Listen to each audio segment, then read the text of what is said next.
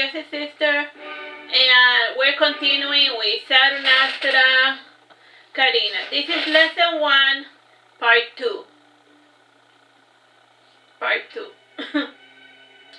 All in all, the school right now has 7,328 students, with a max capacity of 10,000 students. The original building had 200 classrooms.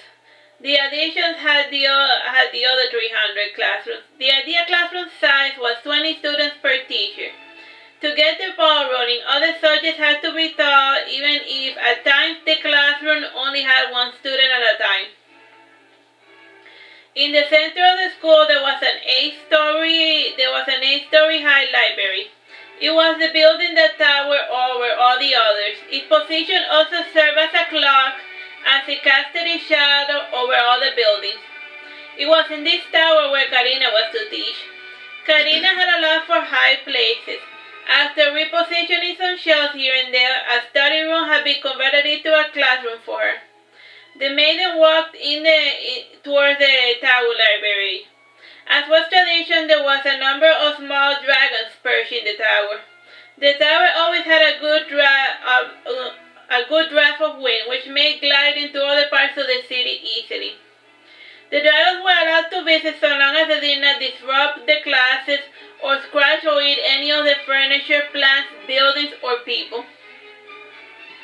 Karina passed through the entrance hall with its quaint little sitting area, with the teases and a small fireplace for heating up water and a small faucet. There were some fellows from the smithy conversing on updating the kitchen area. There had been some development in the chimney and the fireplace department. Marduke had introduced the technology of Japanese brick stoves. After explaining the idea of it, the blacksmiths of the palace were well on the way to creating their first cast iron wood stove. Introduction of technology was a sketchy business, but as long as it fell within the arts of peace, the area master allowed for a lot of leeway.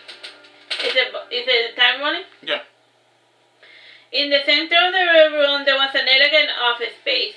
There was a book cabinet and other office-related items, as well as the office lady. Behind her, there was a pair of doors that led to the other side of the garden, and in the middle of the garden, the library tower. The lady went by the name of Begonia Pureheart. Her parents did not know it at the time, but any lady with a flower name was associated with the cheap criminal courtesans from society. At the age of 67, she had manned the front desk of the school in order to have something to do with her time. At her feet, there was her ever-faithful companion, a black pit bull named Monarchy. Pit bulls were super popular in Veragerung, and many noble ladies had their own pit bull companions.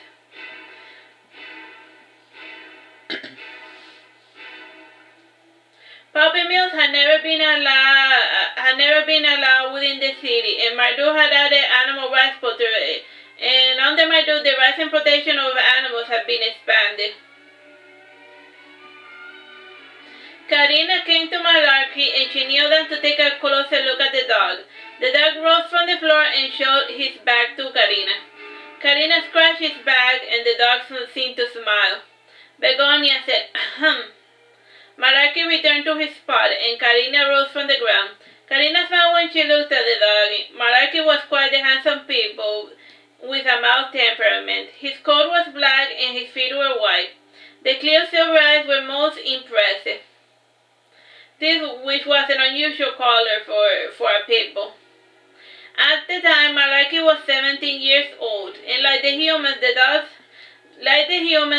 in Saturnastra have longer lifespans. Smaller dogs tended to live till the age of 30, while larger dogs died at the age of 22. Monarchy was getting on in years, but he still had another 5 more ahead of him. Karina was studious of the dog, forgetting why she had come there in the first place. In the end, Begonia said, "Can I help you?" "Ah, yes, I'm the new teacher. I'm going to be working from the tower, and I was told to see the office lady Begonia," said Karina, remembering herself. "You're a little late for your first class," said Begonia. "It's fine. Nobody's ever on time on the first day anyway," said Karina. "Just don't make it a habit." "Karina was," said Begonia, looking through her notes. Begonia then reached into her pocket and she handed Karina a key. This one is for your classroom. Try not to lose it. Close the door when you complete your sessions.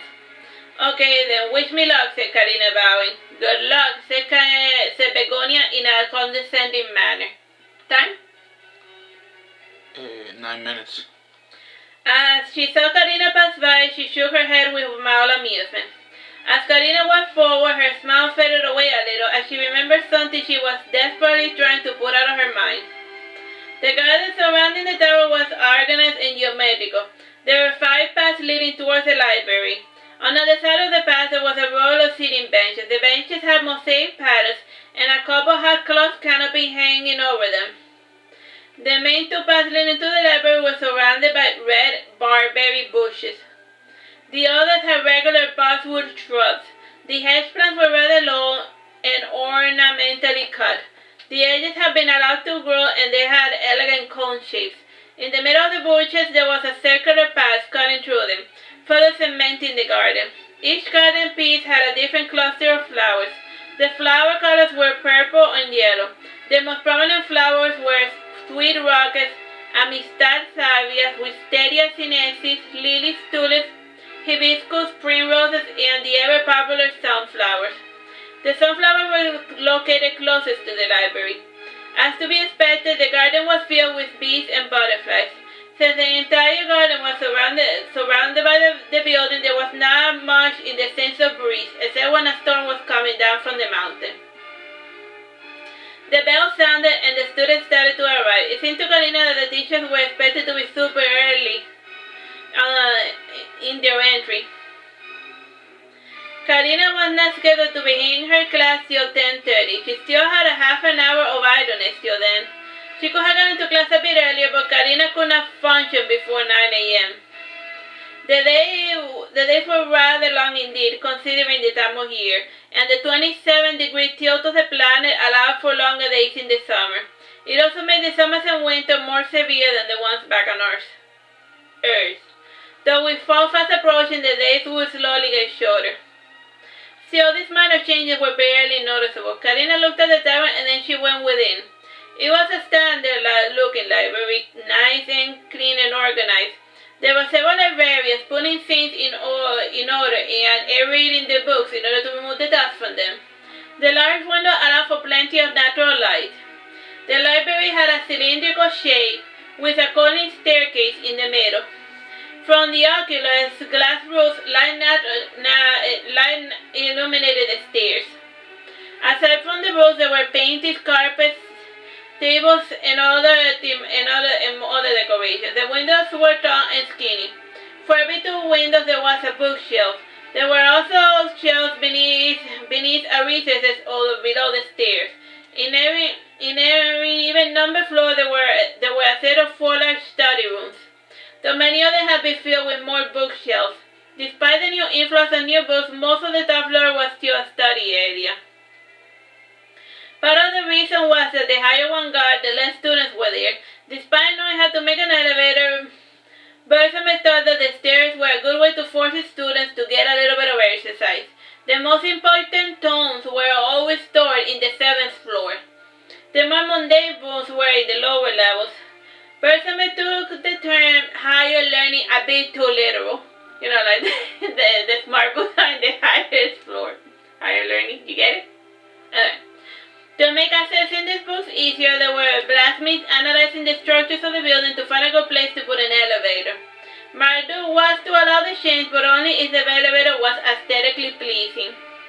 The elevator technology already existed in Veragerung, but most of the big buildings did not tower about 4 floors. The only top buildings with working elevators were the Dragon Towers. The elevators were mainly used to mobilize artillery and equipment inside the tower easier. Some private homes did have elevators, but they were the homes of rich elderly couples. Karina climbed the stairs up with ease. As she did, the soles of her sandals echoed on the marble floor. From time to time, a person would shush her. In order to be polite, Karina started walking around the 2nd floor. Instead of walking, she flew out the rest of the way. Now, instead of making noise, she was distracting people by floating about. When she got to the last floor, one of the librarian maidens said, "You are Karina." "Some call me that, yes," said Karina. Was that magic you just used? Asked the lady. No, said Karina. This silly bracelet drains magical energies, and it allows me to fly. I'm not a magical type of person. But then again, flying just comes naturally to some people, and me. You're lucky. I wish I could fly, said the lady. You can't. You just need to put your mind into it, said Karina. The lady was about to say more, but one of the students shushed them. You know, they're like, shh. In the library, everyone's like, shh, shh. The time, bro? 4 minutes. The lady bowed, and then she went to continue with her work. What Karina had said was inherited. The lady did possess latent telekinesis power. If she truly did put her mind into it, she would one day be able to fly. Then again, most people that have potential to do something rarely had the talent for it. Without talent, very few people can make any significant progress without putting a lot of hours into it. Even then, there are talented people who ever bother to even try to do anything. The view from the 8th floor was pretty great. There was a couple of table chairs with the students reading. There was also bookshelves. The roof of the tower was dome-shaped, and in the center there was the oculars. There were also rows of tiny round windows around the dome to allow as much natural light to enter. The halls were not symmetrical. They were placed in such a way as to match the pattern of the stars and specific planets at the time of night and during certain times of the year. The dome was also adorned with a personification of the constellation. The most prominent constellation was the one that belonged to Libra. Karina gave a cursory glance at the roof, and then she went to try the key to her classroom. The rooms did not have numbers. After trying 5 rooms, she found the one that the key belonged to. When she entered, it was simple enough, with a couple of tables and cushioned chairs. There was also a throne chair with a podium. The showers were not widely used. Most teachers sat down on a podium and babbled about their subject, as was the tradition of the day. Karina sat down on a chair, and she found it extremely uncomfortable. After parting the curtain, light was able to enter the classroom.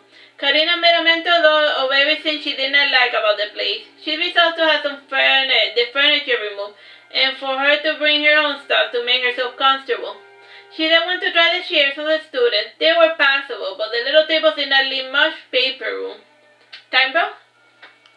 2 minutes, 30 seconds. There was also the lack of armrest. She was still sitting down on one of the students' chairs when she heard the door opening. Based on his clothing, Karina could tell that the visitor was a student.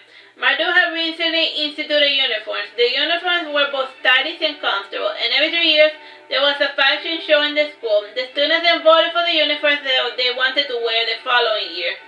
The winner of this year was pink. A noble straw had paid to rig the elections, and all the students in this school had to wear pink. The straw was not even going to that school. The fellow just thought it would be amusing to see all of the students wearing pink. Sir Marduke was the one who had the uniform idea. He was subsidizing the attires of all of the students. They were a perfect fit, with 10 attires, one for each day of the week. The school... Marduke was using the uniform election nonsense to beta test the election. He wanted to change the country from a monarchy to a democracy. And so far, this democracy experiment didn't inspire him much confidence. Oh yeah, the time? 1 minute, less than a minute. Alright, we'll continue with this later. Bye bye and God bless.